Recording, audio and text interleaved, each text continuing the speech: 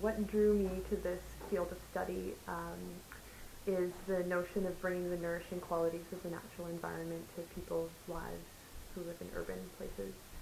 Um, I started out in environmental design, and I thought that I was going to go into architecture, but I ended up veering towards landscape architecture and realized that I have more of a passion for the outdoors than for designing buildings. Um, my greatest mentor in landscape architecture describes the difference between architecture and landscape architecture as architecture is object design, whereas landscape architecture is experience design, which I believe is part of why landscape architecture is so hard for people to understand. A lot of people don't even realize its existence.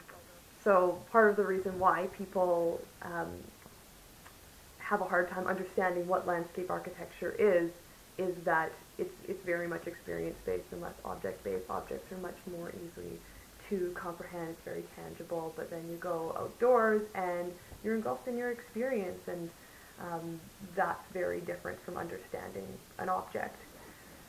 Um, yeah, I find that mainstream landscape architecture, what I've been practicing for the past 5 years, has a disconnect between um, the designer and the people who are in the end going to be the inhabitants of the space.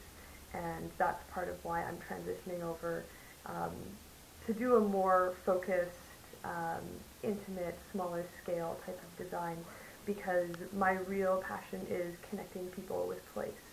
And that's really what regenerative design, which is the practice that I'm studying right now, is all about.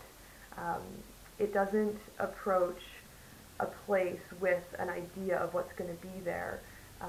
The design comes from the inside out.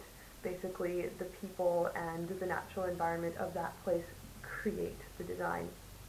And those people in the end will be the stewards of that place, and that's what regenerative design is all about. It's about connecting people with place culturally and the natural environment.